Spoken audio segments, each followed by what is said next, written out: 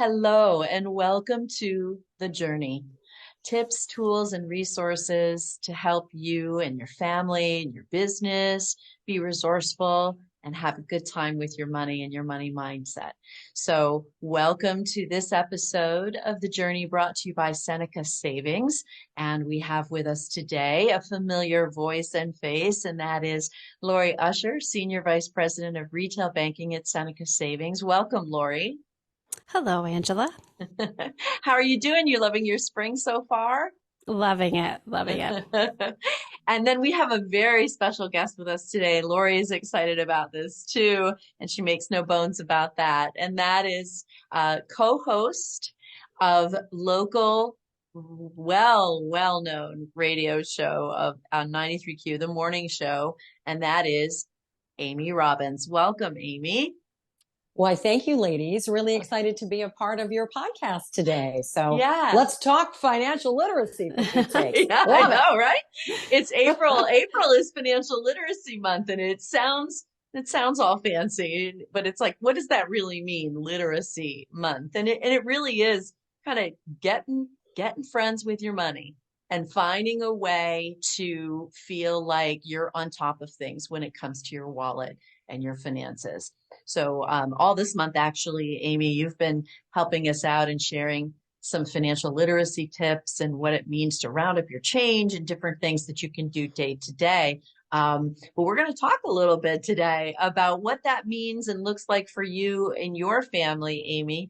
And Laurie, we're going to share some thoughts and insights about why it matters that you make a commitment locally and what that can mean for your family when you do that. So, and I think Amy Robbins is the perfect guest to exemplify that because of her choices to stay local. So with that, Laurie, talk a little bit about Financial Literacy Month at Seneca Savings and around the country as everybody puts a spotlight on our money.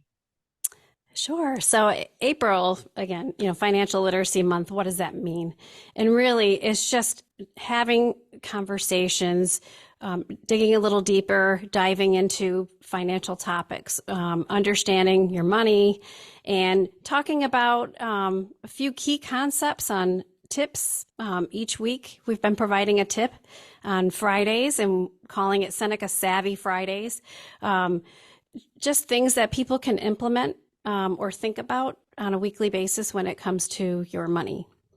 So when you think of financial literacy for you, Laurie, and in your household, what are the types of tips and things that you do as that you create in a routine or a habit to ensure that you're planning and preparing your family for any emergency that may come along?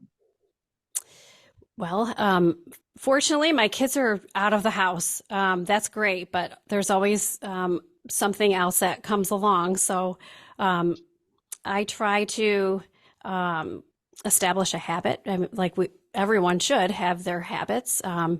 My goals, hopefully, to retire in the next 5 to 10 years. So, but short term, everybody should have some type of an emergency fund. That's something that we're focusing on with our customers too. It's really the foundation of any good financial plan. You really need to have money set aside that you can access quickly if in the event of a financial emergency. So a lot of times people are like, well, what is a financial emergency? What is that? That's really an unforeseen medical expense, or it could be almost your always car. medical, isn't it? It's a lot of times can be medical, and those numbers can be pretty big.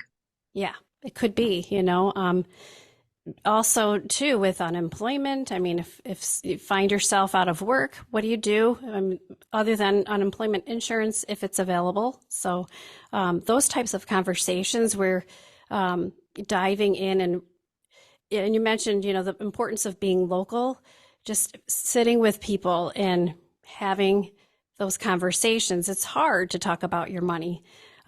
So we have great relationships with our customers, and hopefully they feel comfortable going there and having those difficult conversations about money in general.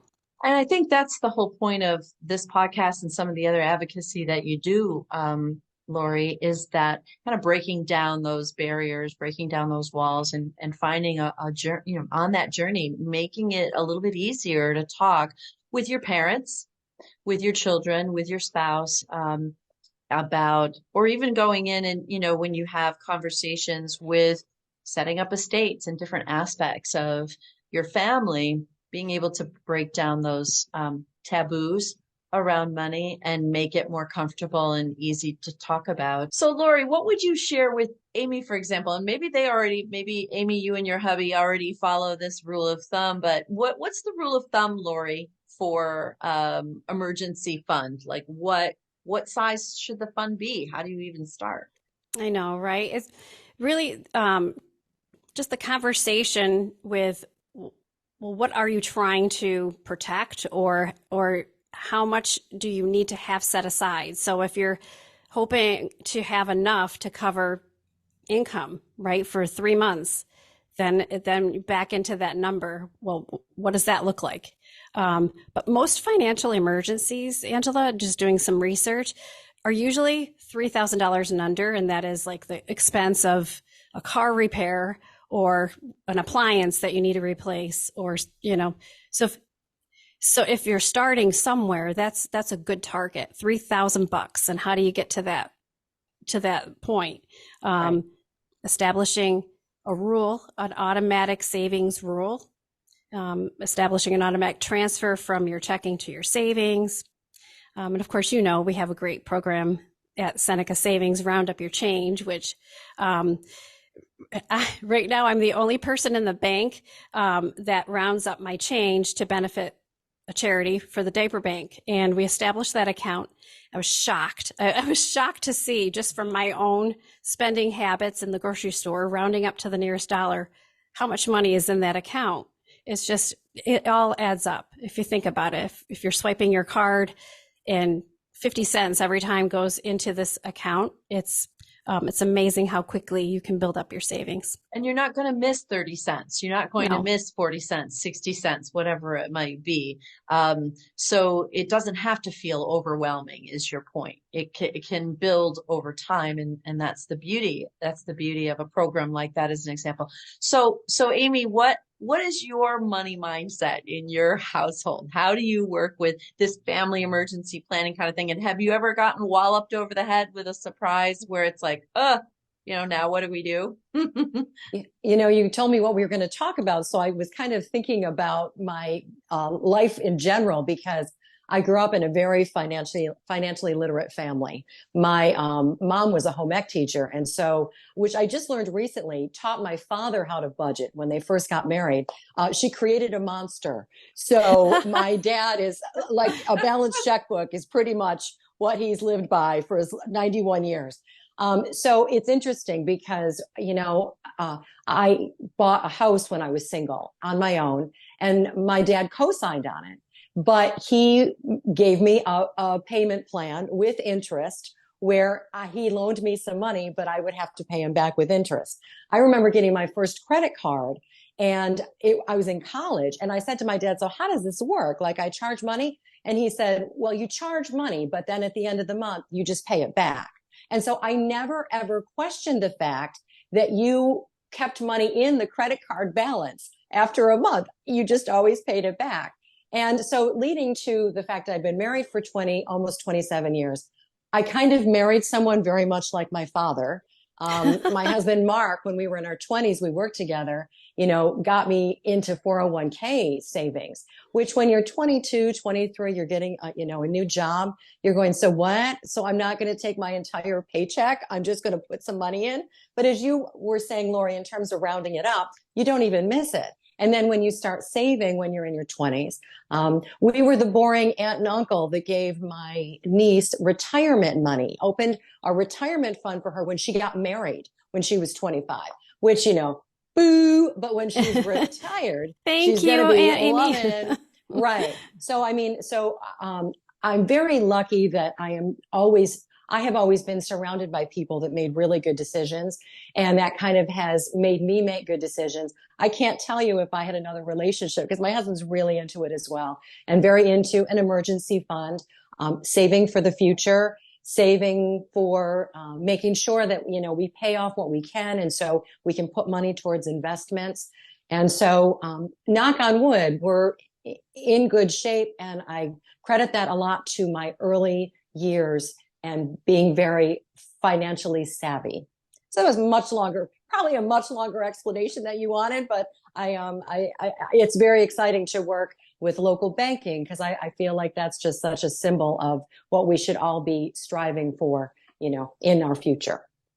Yeah, no, I love the explanation because I think it's so great to hear because there are so many different components and spokes on the wheel that at times, again, it can feel overwhelming, but really, and you're living proof that tending to each of those little pots of gold, if you will, really collectively build you up for a lot more ease in your life and breathing easier and feeling like, okay, I'm prepared for anything, and that's really what we're talking about, Laurie, is preparation. And do you have people walk down? I mean, I think for me, that's why I love banking locally, is because I don't walk into a branch every day. I know you have some business owners who like to come in and they bring their money in, or maybe they have a salon or they're a more cash heavy business, et cetera, and they come into the branch all the time. But I would like to know that I can walk into a branch and that they'll know my name and that I can sit down and have a conversation with somebody if I have a concern or an ambition, an opportunity that I'd like to pursue in business, et cetera. I think it's important to be able to have that local support. Do people come in and sit down and talk about, do your branch managers and some of the folks in the branch talk with people about savings accounts and the importance of planning for emergencies, health savings accounts? I know you've mentioned those to me before, Laurie. Yeah, right. The health HSA accounts. Boy, what a great financial tool that could be when it comes to offsetting some of those unforeseen medical costs. But yeah, people sure do come in, and finding that's really the younger people. They want the advice. They really do. We have younger folks that are asking questions about how do I manage my education expenses and starting out in life, how do I even start? I love talking. I love talking and educating people, but we have great people in the branches that are very seasoned, been around in the industry for a long, long time, that are ready, willing, and able to have those conversations. And then even online tools, videos, and webinars and podcasts and things like this that we're getting ready to do a webinar on the 28th of April. Laurie, can you talk a little bit about that? And then it's in the afternoon, Amy. So of course you could be sleeping by then. Your day starts at 3 a.m. Planning for financial emergencies. Tips and tricks on how people can establish an account, and why it's important to have a reserve so that it doesn't snowball. Some people rely upon credit cards as a means to offset in a financial emergency, which is it's even more important if you have debt, that you should have a reserve so that you don't find yourself creating more debt. So just talking about why you need to have the funds available to offset those particular expenses in life. Also, too, when it comes to establishing financial goals, savings goals, why you can't rely upon your retirement accounts to be available for you to offset a financial emergency. It could cost you money. It could interrupt your investments. You don't want to do that. So that's what we're talking about. Now, and there will be information we'll put, as we post this, we'll have the link to register for that free online webinar that's happening next Friday, the 28th. You can also register for that at senecasavings.com. It will be recorded as well. So if you happen to hear this podcast after the 28th of April, 2023, you can go to senecasavings.com, simply search family emergency planning webinar, and it's going to come up. And there are helpful worksheets, assessment tools, kind of like did you know type of question and answer to help guide you on that path. Amy, when you think about you and your husband have done some nice travel. You've been to every one of the 50 states. Is that right? You've talked about that over the years. What's the kind of formula that you and Mark have agreed on about, do you use percentages? Do you kind of say like, okay, well, we just have this vacation fund and we have the emergency fund, and how do you decide what percentage goes where? Well, I think it's kind of looking over the next 6 months or year and saying, yeah, probably, we intend to spend this much on vacations. How are we going to do that? We did have the goal, which thankfully we ended right before the pandemic. We reached all 50 states. And what we would do is, I, of course, would start really quick, really short distance away, Pennsylvania, work my way out. Mark, who's my planner, was like, no, we're not going to just work your way out. Let's go someplace far away, and then the next trip will be close. And so it wasn't like we got ready to finish our states and everything was, on the West Coast. So obviously, a lot of that, let's say we had a budget, maybe 3/4 would go to someplace that was farther away with airline tickets and things like that. And then in the summer, we go to Pennsylvania or to Vermont or something. So we kind of do look at what we can spend.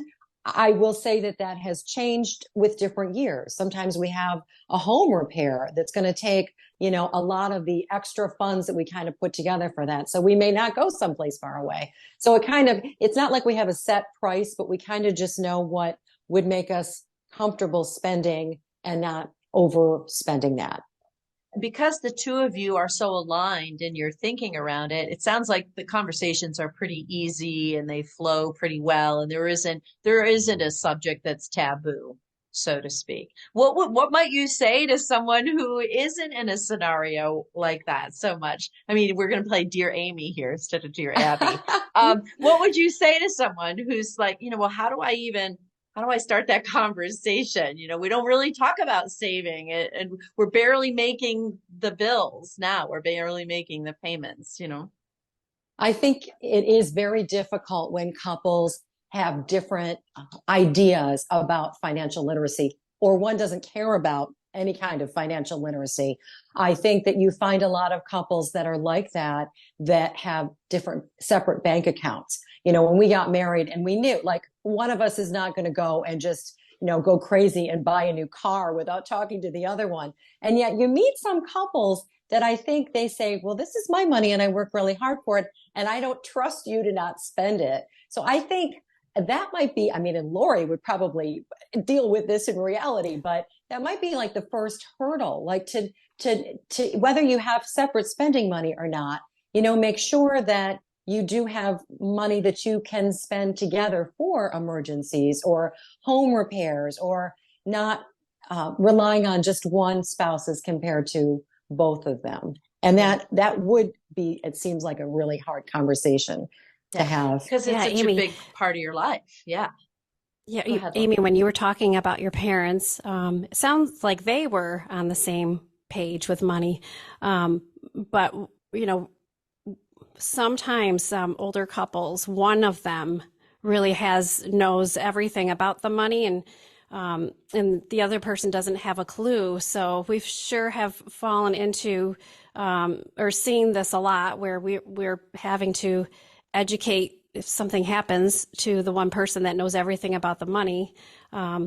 That's just what you said. It's really important to be on the same page in the household and to understand what's coming in and what's going out and where is it going. Well, thank you. Thank you. Yeah. So I agreed. And I think, people could look at it as simply as begin, just begin. And if you can take some time out of your day to check out some of the resources, the videos, the budgeting worksheets, all of the free resources that are online at senecasavings.com under Seneca Savings University. And then join us. Join us on the webinar next Friday, April 28th at 3 o'clock Eastern. And Laurie will be on there. I'll be there helping moderate the webinar as well. And again, there will be everything is free and offered for your well-being for life's journeys.